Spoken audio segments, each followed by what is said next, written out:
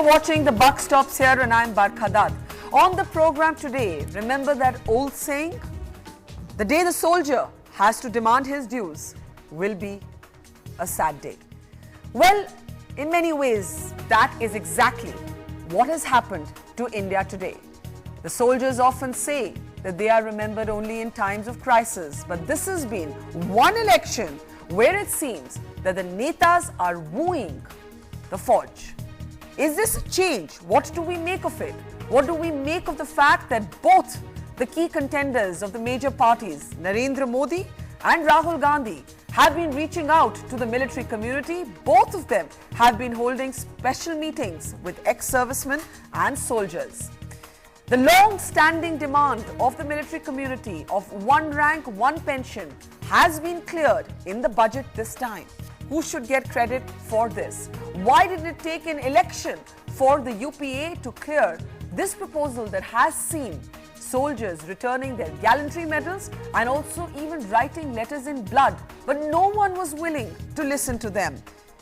Are soldiers remembered traditionally only during a war or a tragedy, and now during elections? Will this all fade away when the election ends?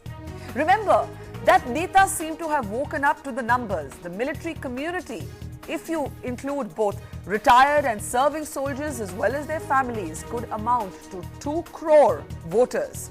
So are netas really waking up to the Fauji vote bank? Will this sudden focus on the soldier give them a greater voice in the political system, or will they be reduced to a vote bank? In other words, is the concern for the Indian soldier real, or is it realpolitik? That will be our big debate on The Buck Stops Here. Also coming up later on the program, we hear every single politician talk about corruption. But on our special segment, Chai Stop tonight, we'll be asking whether corruption is the most important issue for the voter. अगर corruption है तो महंगाई है, ठीक है? अगर भ्रष्टाचार होगा तो महंगाई अपने आप होगी. आप यहाँ पे ले लीजिए डीटीसी से लेके ड्रीम लाइनर तक, हर चीज में करप्शन है. We are also corrupted. आज हम लाइसेंस बनवाने जाते हैं तो 500 रुपए की पत्ती दिए बिना लाइसेंस नहीं बनता, तो हम भी देते हैं licence. Let's get started now with our special debate on The Buck Stops Here tonight. Is the soldier remembered only in times of war, tragedy and election? Who should get credit for one rank, one pension? And is this sudden focus on the Fauji a sign of real concern, or is it all about realpolitik? Let's introduce our panel this evening. We're joined with me in the studio is Major General Ian Cardozo. He's of course one of our most eminent soldiers and is a war veteran, somebody who has been disabled in the field but never thought once of it, took his own kukri and cut off his leg and went on fighting. We're also joined tonight from Chandigarh by General VP Malik, former army chief, who famously said during the Kargil war, when faced with the shortage of ammunition and almost everything from snow boots to night vision devices, we will fight with what we have. Also joining us tonight, Captain Amrinder Singh. He's a senior leader of the Congress party, a former chief minister of Punjab. But tonight, of course, he also speaks as a soldier. He's somebody who has, of course, seen action as well and has been a soldier of the Indian Army. Also with me in the studio, Colonel Rajyavardhan Singh Rathore. He's now a member of the BJP, but once again is, of course, a soldier before he was a politician, and, of course, is an Olympic shooting winner as well. And also joining me from Bangalore tonight, Rajiv Chandrasekhar, Member of Parliament, but also the Vice Chairman of the National Military Memorial of Bangalore. Rajiv has been one of our most outspoken politicians on all causes related to soldiers, and one of his recent causes, apart from one rank, one pension, of course, has been to look at whether soldiers are able to vote as they should, and is their voice really heard during elections. Before I come to the politicians, or to the soldier turned politicians, if I may call them that, I'd like to get the non-politicians on this panel to speak, and I'd like to start with you, General Malik. What do you make of the sudden focus on the soldier? I have seen many elections, but I do not quite remember an election where politicians have been reaching out to soldiers and ex-servicemen in the way they have in this election. Do you think this is a healthy sign, or are you cynical about it? Do you think it's only seasonal and related to the elections?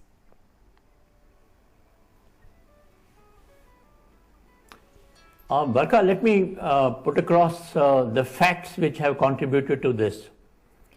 Firstly, there has been considerable discontentment amongst the soldiers, both serving and retired, over their pay scales, over the suppression of their capabilities, over the kind of restrictions that have been placed on them, the complete degradation of their rank and the status in the society. All that has been going on for a long time. I would say successive governments have contributed to that, but I'm afraid in the last 10 years, it has been perpetuated much more than in the past also. Now that has clearly agitated a lot of people. The frustration has reached a very high level. Yes. And at the same time, now we have got electronic media, we have got social media, we have got internet, and that has permitted people to get together. Yes. And to be able to voice. Even channels like yours have been voicing them for a long time now. So all this has contributed, and I think the politician has woken up, and now that there is a time for them to collect votes, they are now running after the soldiers' vote bank. Yes. And yes, I have heard these announcements which have been made recently. I do hope that they keep the promises and not like other promises they often make before the elections. All right, so you're in a way saying the sustained pressure and public attention of the media has finally forced the politician to not be able to ignore the soldier. General Cardozo, would you agree? Would you say that what we've been seeing happening in the last few weeks is a healthy sign? Or do you speak as somebody who is more cynical? Because I know you've been an outspoken voice on the rights of soldiers, and speak from your own experience. You know, every time I talk to you, I marvel at what you went through, where you take your own kukri and you just cut off your leg and you continue fighting in the battlefront. Yet we have a situation where the government is even taking disabled soldiers to court. The government is filing appeals against disabled soldiers' pension. So my question really is that when you see this big one rank, one pension announcement, when you see both Mr. Modi and Mr. Rahul Gandhi reaching out to soldiers, do you feel more hopeful today, or do you feel just as cynical? I have a different view altogether. But what I feel is the army and soldier basically wants honor. Yes. He wants izzat. What the politician does and what the bureaucrat does, it's up to them. It's a question of attitude. And the general attitude has been all along to downsize the army. Why? Perhaps because there's an element of fear. And why they should be afraid, I don't know. Fear of what? You know what's been talking about the distrust between the government and the armed forces and the fear of them taking over. It's rubbish. Yeah. We are an apolitical army. We have our own job to do, and governance is not part of it. And this issue about the government trying to woo the soldier, I'm sorry. We have our job to do. We need to do it with dignity and with grace. We've been fighting for one rank, one pension for a long time. Yeah. Now, what do you make of the fact that the announcement comes 2 months before elections? Obviously, they're trying to woo the soldier to get his votes. Is that a bad thing? It's a good thing that we are going to get OROP, but it's a bad thing if the army becomes politicized. The army has always been apolitical, and it should remain so. In a democracy, the army has no part to play in governance or in politics, and therefore we should be left alone to do our job. Now, this is very interesting. General Malik and General Cardozo, the perspective I'm hearing from you is a recognition that it's election season and that's why politicians are meeting and reaching out to the soldiers. But both of you are, of course, saying it's a good thing that OROP, one rank, one pension, has happened. Let me take this now to Captain Amrinder Singh and then to Colonel Rathore, and then we'll bring Rajiv Chandrasekhar in.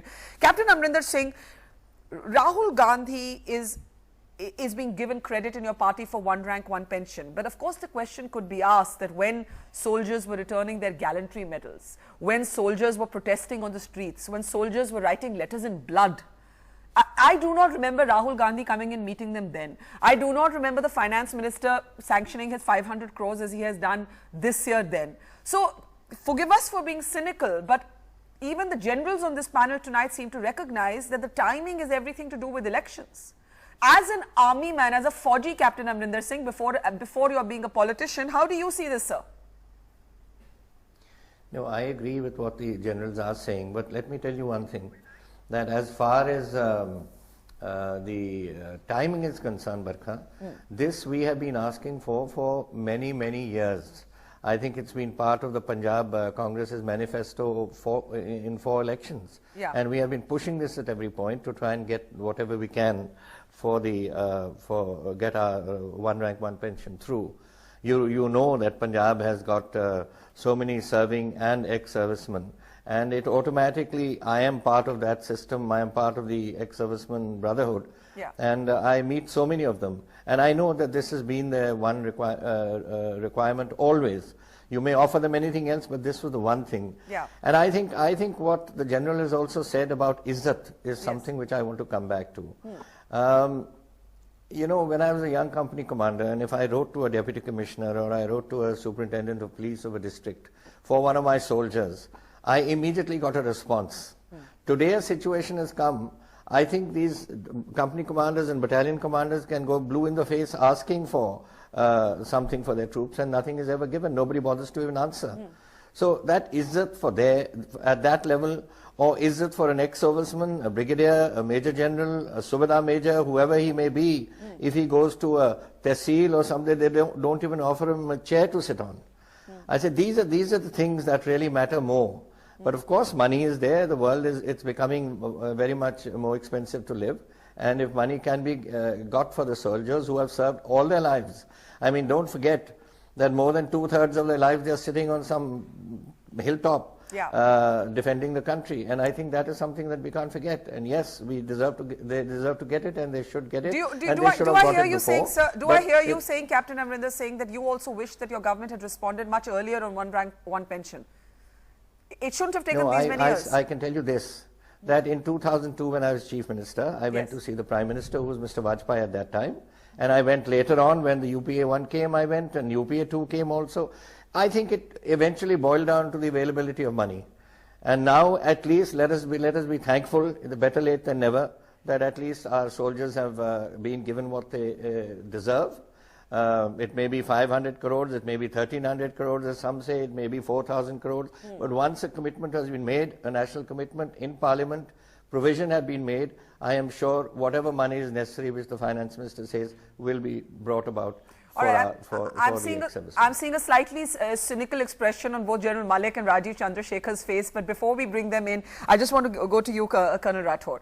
General Ian Cardozo makes the point that he's a little concerned that the army must remain apolitical. That the army has to remain, to that extent, not something that can be politicized or politically manipulated. You're somebody who's actually taken the plunge into politics, and I remember you had this interesting phrase, and you said the country also needed political soldiers. General Cardozo has completely the opposite perspective.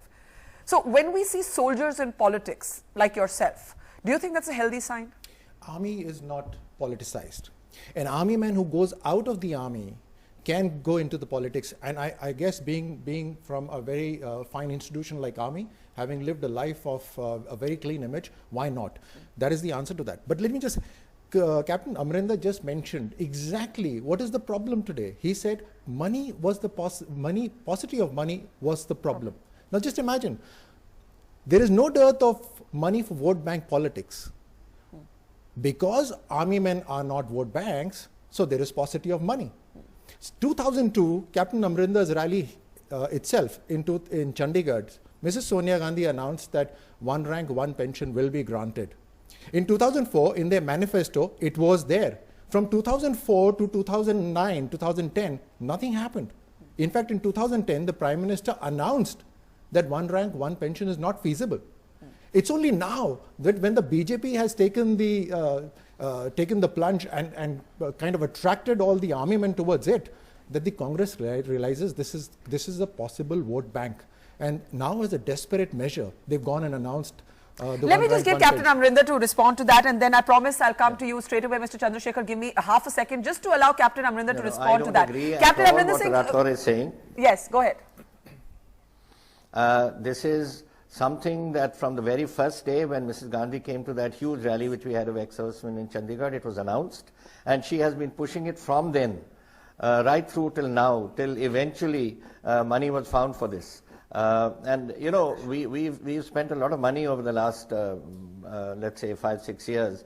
2 lakh crores have gone into Narega, into the health mission and various other things, Food Security Act, etc.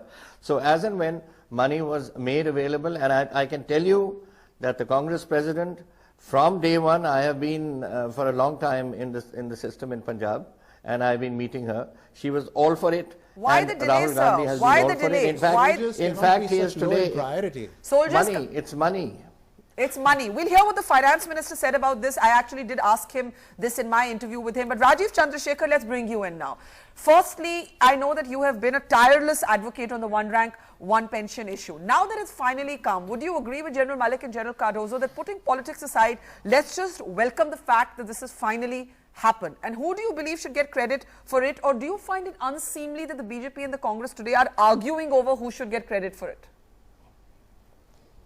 No, so Barka, I agree with all the gentlemen in the studio that this is something to be welcomed. Yeah. It was very overdue. It is a matter of izzat and honor for the veterans that have served this nation over many, many years. And this is overdue. And I on the day the budget or the day of the budget speech, I congratulated the government. I congratulated Rahul Gandhi and the finance minister.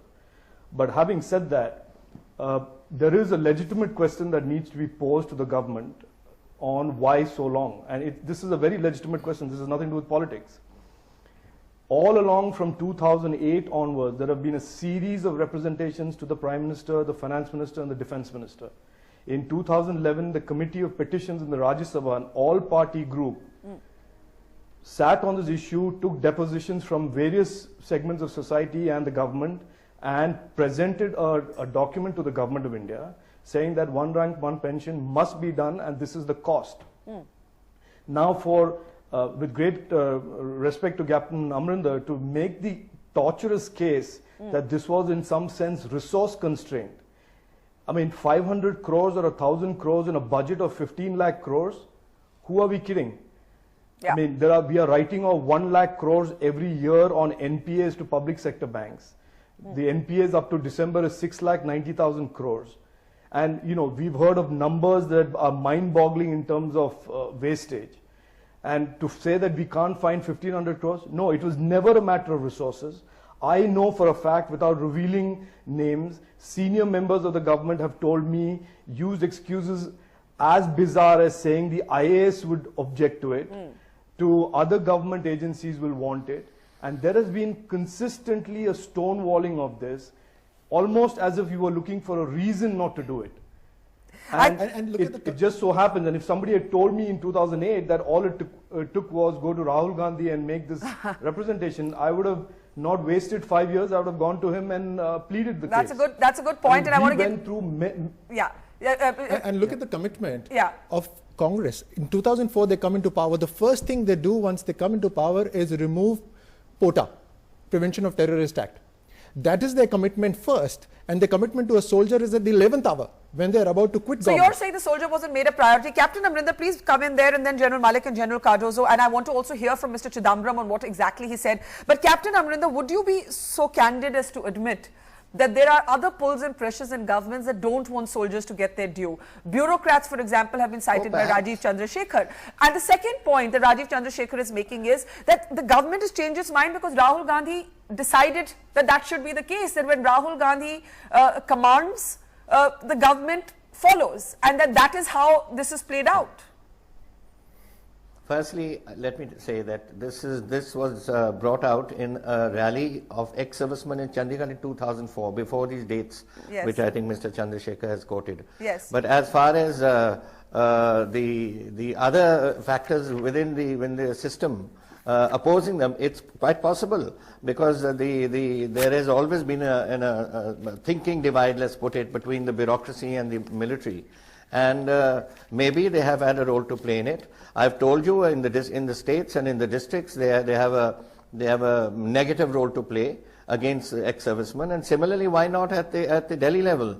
in the defense ministry, in other ministries, they probably thought, oh, leave these soldiers aside. Yeah. It doesn't really make a difference. They'll be with us. They are disciplined and all. It's quite possible.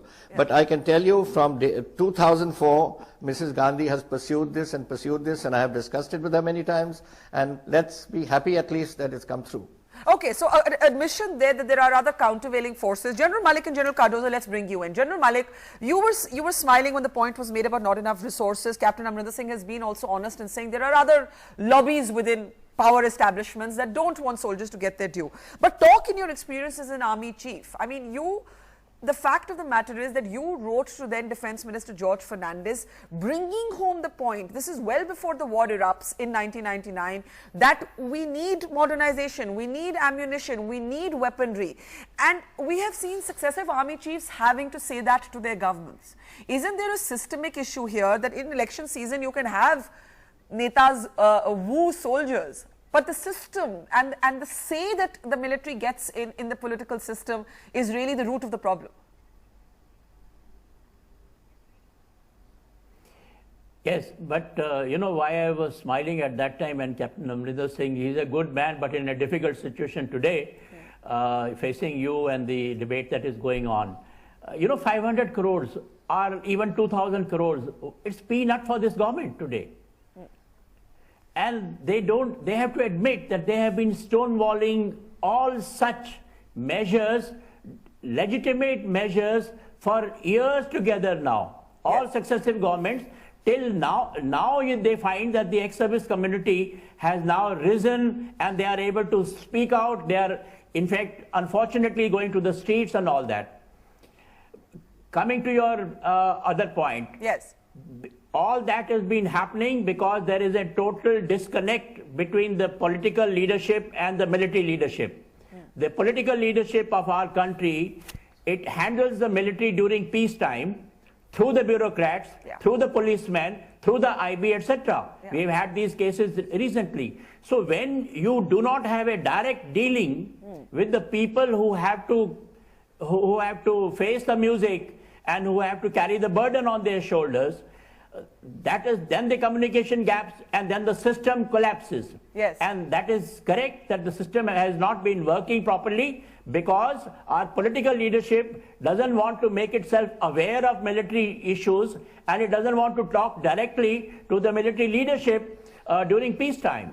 Very important point there. And before I play out what Mr. Chidambaram actually said on one rank, one pension to me, General Cardozo, you said you want the army to be apolitical. There are also those who believe, and we have Captain Amrinder Singh and Colonel Rathore, they've been soldiers and they're now in politics. There are also those who believe that till soldiers have a greater representation in politics, we have other examples, we've had Mr. Khanduri in Uttarakhand, there are other examples. There are those in the military community who believe that till we actually have representation in the political establishment, no one will listen to us. Barka, what Colonel Rathore said, I agree with him entirely. We need good people in politics, and if good army officers, after they shed their uniform, get into politics, so much the better. And yet you're worried about the politicization. Are you also worried that the soldier is, you know, there's a competitive fight going on between the two major parties, for example, over one rank, one pension. How does a soldier perceive this political battle? Cynical. Cynical? Absolutely. Why? Because one rank, one pension is just one symptom of the attitude of the bureaucrat and the politician towards the army. The army is always been downsized. Look at the fact that we don't have a national war memorial. Yeah. They've been promising. First proposed in 1960. Yes, and we don't have one even today. The general answer of the bureaucrat is, it is under consideration, and that's how they keep you hanging. Yeah. So that's not fair. There are many other issues. There are a lot of anomalies in this whole issue with regard to persons who are disabled. Yes. Now, the CDA pension at one time said that it's too complicated to have these various percentages, etc. We'll broadband it. The government broadbanded the disability allowance for civilians, but they won't give it to the army, and the reason is what Captain Amarinder said: we don't have the money. So they have the money for everything, but they don't have the money for the army. The question of I think I made it quite clear. Once you leave, as long as you're in the army, no politics. Once you leave, we need good people in politics, And we have people like Rathore, and we have people like Captain Amarinder Singh who are there. Thank God for So that. you have nothing, you see intrinsically once they're out of uniform, let more soldiers actually go into politics. This is exactly, and I agree 100%. This is lack of leadership to understand the issue. Now, one of the Prime Minister candidates, he does retrospective leadership. When something goes wrong, you mean Rahul Gandhi? He comes up and tears the ordinance. Just a second. Yeah. When the ordinance issue, when the one rank one pension issue is taken up, and he finds that the other political party, the BJP, is about to say yes on it, he goes and announces it. Now this is all retrospective. Retrospective leadership cannot be sustained in today's environment.